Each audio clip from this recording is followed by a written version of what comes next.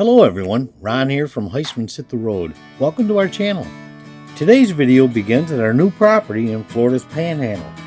It had been over a month since we were there last and the grass definitely needed cutting. Then we stepped back in time 6 months when I performed some DIY axle bearing lube and brake check maintenance on our camper. Jackie and I are very happy you're here and eager to get started, so buckle up and let's hit the road.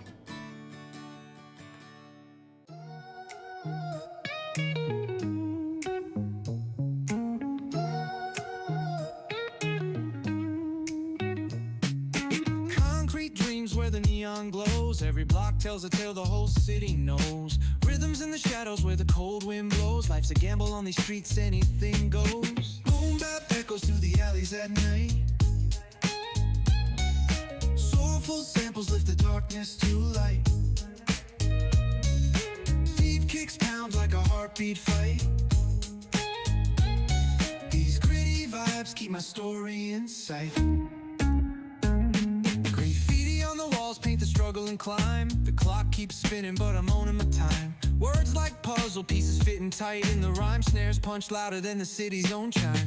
Boom bap echoes through the alleys at night. Soulful samples lift the darkness to light. Beat kicks pound like a heartbeat fight. These gritty vibes keep my story in sight. Lights flicker on this endless trail. Each corner whispers a hero. Where are we going, Elena? The pizza place. The pizza place. Oh my goodness, loud traffic. And this is called Point Break Pizza. I was going wrong. Okay, let's go in. That's a cool sign, huh? Pizza. Some dining in. See what this one is. This might be cheap. Oh, that's Elena's. That looks pretty good. Cheese pizza for Missy Moo. Oh, wait a minute. That might have been the cheesy sticks. This looks like cheese pizza. Yeah, because it had marinara sauce. Okay. Ooh, this is called beach bum. Delicious. It's got pepperoni, mushrooms, green peppers, and onions. Just gonna hang with me for a little bit. Decided he wanted to hang out. Likes the green chair.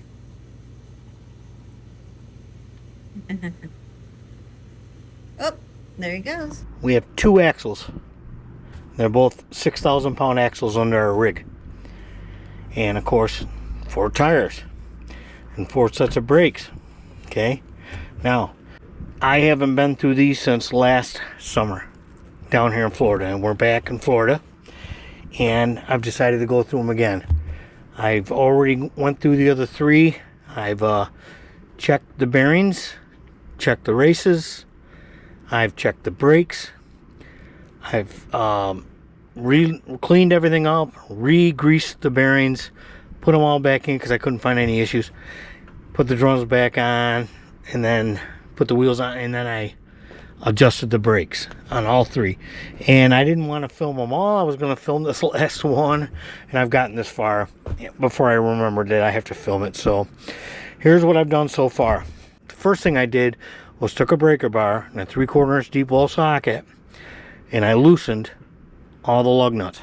Okay, and then I put the jack under the axle and jacked it up just high enough so the wheel spun freely. Then I took all the lug nuts off and I pulled the wheel off. The wheel is right there. Now, since I'm not working underneath, I didn't put a jack stand there. That's a really nice, I mean, it's an old jack, but I've never had any issues with it. I'm not worried about it slipping. I'm not getting underneath it anyway. And of course, you still got 3 wheels on the ground.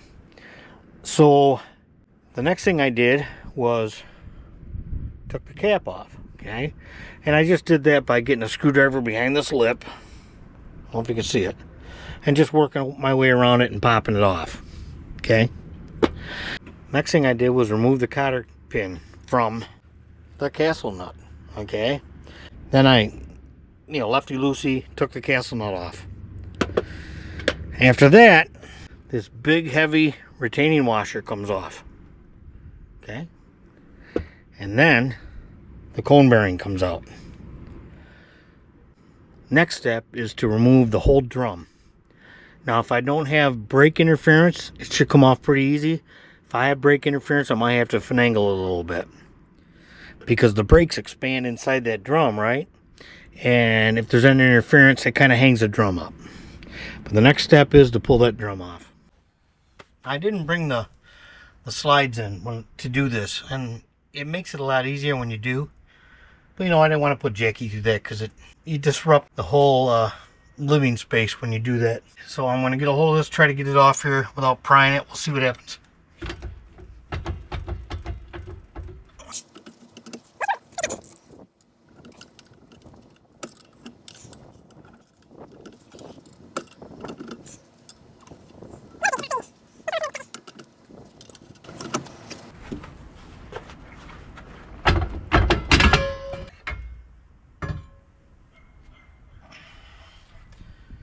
Now, next step, I'm going to make sure this magnet is working when the brakes are energized. If it isn't, it's either failed or there's a wiring problem or something, but we're going to check them. All the other three checked out. In order to energize the brake, you could do it a lot of ways. One way would be to back the truck up, plug in the cord, you know, have Jacki step on the brake. But what I'm going to do here is, this is the safety. This hooks inside the truck, and this is a switch here. And what happens is, if you come off the hitch, the truck keeps going, the trailer slows down, and it pulls this little tab out of this switch. And it energizes the brakes. So it's like an emergency stop. Okay, with that pulled, I should have magnetism on that magnet for the brake. If we're getting power to this brake, this magnet's working, this metal scraper should stick to it. Just like that, see? So the magnet is functioning. So I know I got power there and I know it's working. So that's just a quick test when you got the drum off to make sure everything's okay down here. I wrapped it up in plastic for the night. All the stuff I pulled off, the original, you know, the bearings and everything are in here, you know, had that all covered up. So right now I have to, you know, get all this cleaned up. So I have to remove the seal, get the bearing out, get all the grease, clean it all up. I'll take a little bit of crocus cloth to the brake surface of the drum, and you'll see all that. So this is the inner seal, and the inner bearing sits behind it. I'm going to use this tool here, and I'm going to get that seal out of there. And I'll finagle it out of there.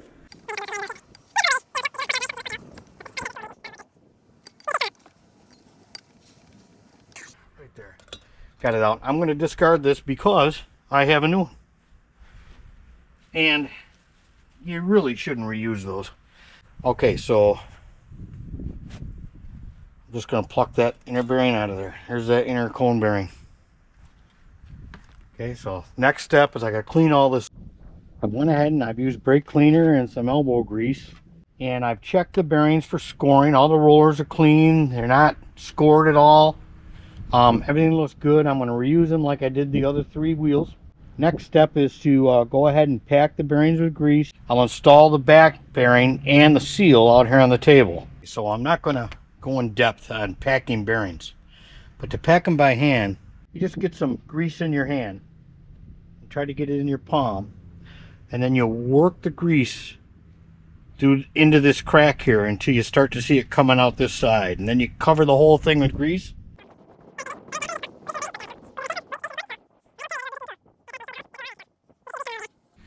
You see it bubbling out around the rollers, so.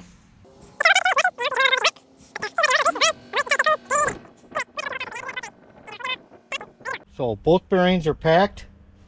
I want to keep them clean. And I'm outside, so stuff blows around. I'm going to put this whole thing in a bag.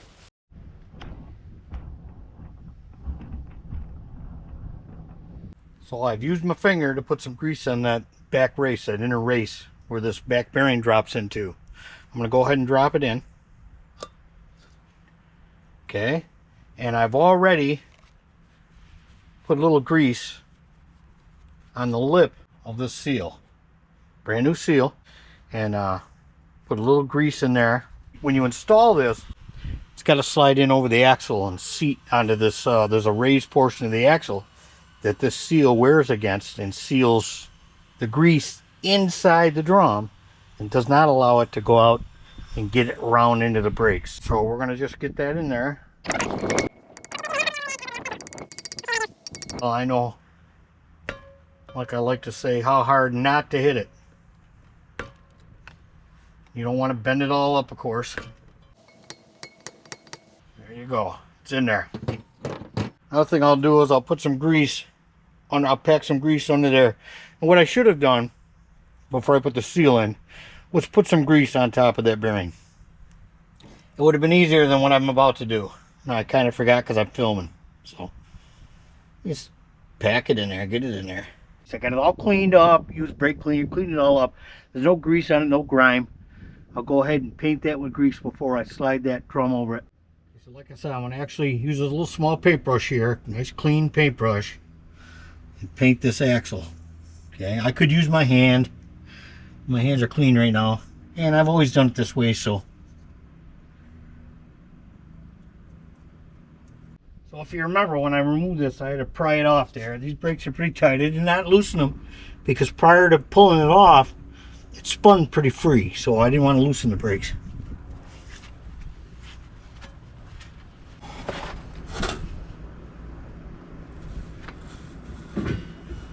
So it's probably going to go on there pretty tough. There it is. I'm going to pump some grease in there. Not a lot, just to get some grease behind this bearing. That should be enough. The bearing goes in. Oh, that time it went right in. Perfect. So pump a little grease around there. This is just the way I do it. This is not a how-to video. This is a how I did it video, or how I do it video. Putting on the washer. Put on the castle nut. I tighten them down pretty good, and then I loosen them up. So you want to compress all the grease and make sure you don't have it too loose. Too loose is bad, too tight is bad. Okay.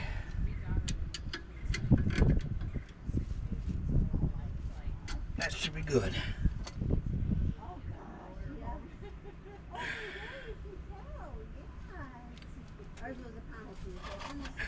Line up the holes. Put in the cotter pin. Okay, you want to spread the cotter pin on the other side. A lot of people do this in different manners. I use a pair of dikes. And that's it. We'll put this on. Yeah, I'm just going to tap this on. I could use a dead blow. I have a dead blow, you know that. But I've been using just a small hammer my entire life, so I know how hard not to hit it. Start over when it gets going wrong.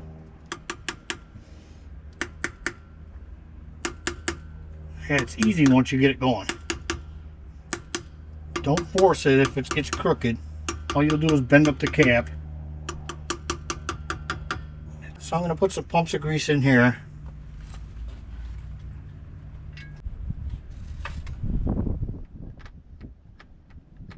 There's 4. Put that back in. Make sure it gets all the way in. It is. That's good. And next thing to do is put the tire back on. We'll let that whole thing back down. I'll torque the lug nuts to 120 foot-pounds. And that's about it. So hope this helps. If you try to look at yours, you can always drop me a comment if you have a question. Please be nice. Like I said, this is not a how-to, it's a how I do. Get a couple of nuts started. These these chocks come in handy for holding lug nuts.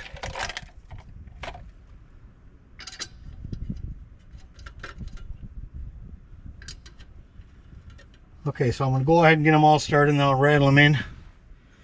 And then what I'm going to do is I'm going to do both wheels at 70, 90, then 120 foot-pounds of the torque wrench. So I've just put them all on with this, which probably puts them somewhere around 50 or 60 foot-pounds.